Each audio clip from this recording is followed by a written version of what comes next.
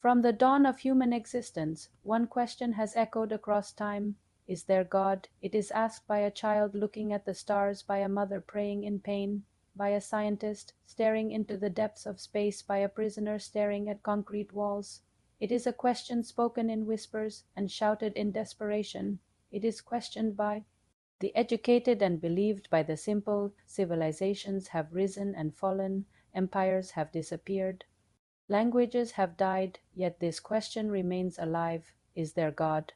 Tonight we do not rush to answer. We slow down, we reflect, we examine the evidence, the doubts, the fears, and the hope. This is a journey. This is not an argument. Every known culture in human history has believed in something greater than itself. African communities spoke of a supreme creator before colonial contact. Ancient Egyptians believed in a divine order governing the universe. The Greeks debated the existence of a first cause. The Hebrews spoke of one eternal God. Eastern traditions spoke of a divine source behind reality. These civilizations were separated by oceans and centuries, yet they all asked the same questions: why are we here? Where did we come from? What happens after death? This shared curiosity is not accidental. Human beings are not satisfied with survival alone. We seek meaning, we seek purpose. A dog eats and sleeps, a bird flies and sings. But humans question existence itself. Why?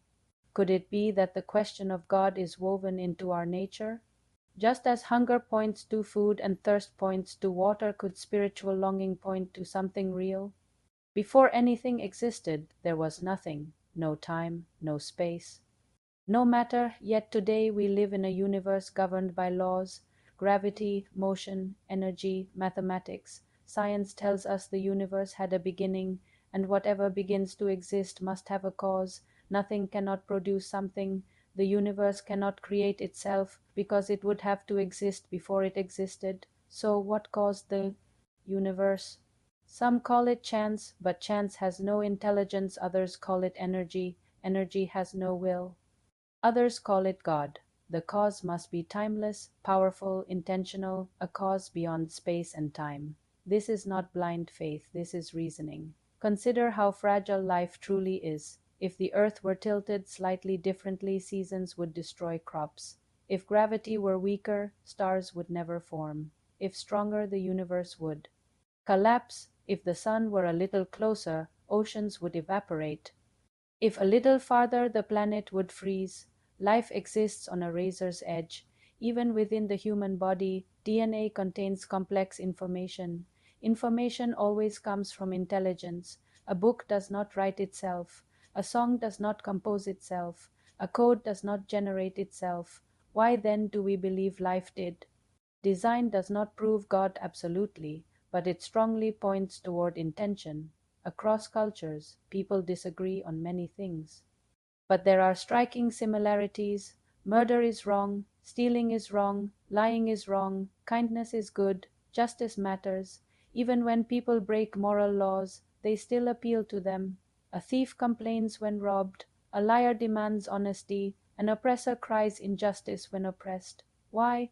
Because deep down we know right from wrong. If morality were invented by society, then no society could ever be wrong. But we condemn slavery, we condemn genocide, we condemn cruelty, even when society approves it. This suggests morality comes from something higher than human opinion. A moral law suggests a moral lawgiver. Now we face the hardest question: if God exists, why is there suffering? Why do innocent people suffer? Why do disasters strike? Why do prayers seem unanswered? These questions have shaken believers for centuries. Some walk away from faith because of pain, others run toward it. Suffering does not disprove God, but it challenges our understanding of Him. Freedom allows love, but freedom also allows evil. A world without choice would be a world without love. Pain may not be caused by God, but it can be used by Him. History shows that the strongest faith often emerges from suffering. Comfort rarely changes people, pain often does.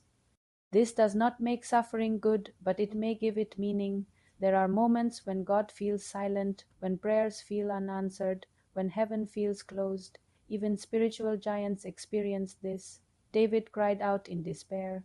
Job questioned God openly. The prophets lamented. Even Jesus cried out in anguish. Doubt is not the enemy of faith. Dishonesty is faith that has never been questioned is often shallow. Faith that survives doubt becomes deep. God is not threatened by questions. Truth invites examination. Millions of people across cultures claim to have encountered God, not through argument but through experience. Lives transformed, hatred replaced by love, addiction broken, purpose discovered, peace found in chaos are all. These people deluded? Hallucinations do not create moral change. Self-deception does not consistently transform lives. Personal experience alone does not prove God. But when multiplied across centuries, across continents, across cultures, it becomes significant. Science explains how the universe functions. Faith explores why it exists. Science can tell us how the brain works. It cannot tell us why love matters. Science can measure matter. It cannot measure meaning. Many great scientists believed in God because discovery led them to wonder. Science answers questions of mechanism. Faith answers questions of purpose. They are not enemies, they are complementary. The idea of God is not merely power. It is a relationship. A God who invites rather than forces, who calls rather than coerces. Faith is not inherited, it is chosen. God does not overwhelm the skeptic. He whispers to the seeker. Those who genuinely search often find, not because they were forced, but because they were open. At some point, the question changes from, is there God, to, what do I do with this possibility? If there is no God, then life ends in nothing. Meaning is temporary, justice is incomplete. But if there is God, then life has purpose, choices matter, love has weight. And death is not the end. The question is not just philosophical. The universe suggests a cause. It is deeply personal. So is there God? Life suggests design, morality suggests purpose, history suggests encounter, and the human heart suggests longing. Belief remains a choice, not forced. Perhaps the most important question is no. Is there God, but what if there is? And what would that mean for how you live? Reflect on this question, and until next time, keep the fire burning.